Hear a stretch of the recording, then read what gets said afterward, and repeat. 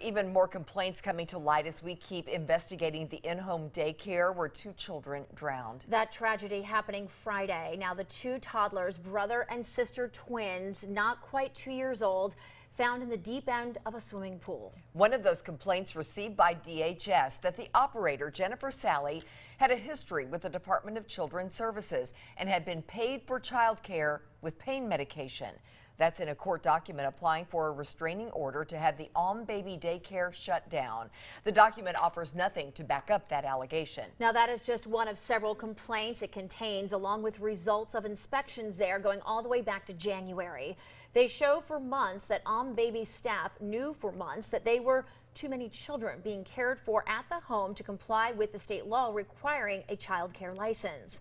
Providers are allowed to operate without a license if they stick to 4 or fewer unrelated children at a time, and the Department of Human Services does not believe Baby was in violation when this happened. Our top story, WATE 6 on your side reporter Aaron Barnett spending the day in that neighborhood again. Aaron joins us from the newsroom. Tell us what you heard from neighbors today. Yes, Kristen and Lori, I spent the day talking with neighbors, more than a dozen people who live close to that house where this all happened. All of them saying they are just heartbroken, now waiting for more answers as this investigation unfolds. My first emotions were tears. I just couldn't imagine how something like that could happen. Carol Huffaker says there's been a somber feeling across the neighborhood. There have been so many people stopping, just like at the front of our house, or if we're walking in the neighborhood, stopping and they just want to talk about it. Huffaker, who lives close by, has never met the daycare operator Jennifer Sally, but as a grandmother of twin granddaughters, she says the emotions have been overwhelming. So close to home, you do not expect it. These court documents outlining complaints filed with the Department of Human Services against Sally. Allegations she was watching more than the allowed amount of children. Allegations she has been paid for childcare with pain medication. DHS conducting a few unannounced visits in late January and early February. Both times there was no answer at the door. Same thing happened in March. DHS agents finally allowed in the home May 9th. Court document states they reported the room smelled strongly like feces. Also writing 2 children had no supervision while the bedroom doors were closed. We knocked on the door of Sally's home to try and get her response. No one answered.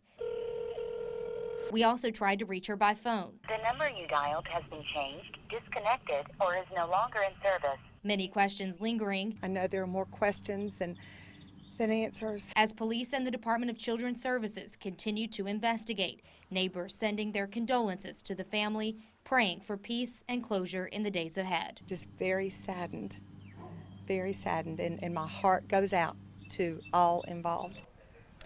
Now, also in these court documents, copies of letters the daycare had sent to some of the parents back in March, letting them know DHS had visited the home and told Sally she was not allowed to care for more than 4 children at a time without a license.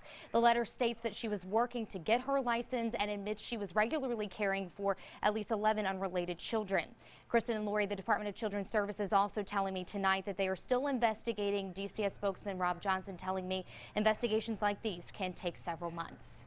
All right, Aaron, thank you so much. And tonight we do have a statement from the mother of the twins and information from the hospital as well, clearing up some of the confusion that you may have seen on social media surrounding the deaths. Their names Alyssa and Elijah Orahula. Alyssa died Friday. East Tennessee Children's Hospital telling us that brain death for little Elijah was declared Sunday. He had been on life support to serve as an organ donor until today. Now, their mother, Amelia Wyand, saying in a statement, quote, "They were soulmates and never apart. Even in death, they were together. He would have never been complete here on earth without his other half. I know right now they are in heaven being mischievous and giggling."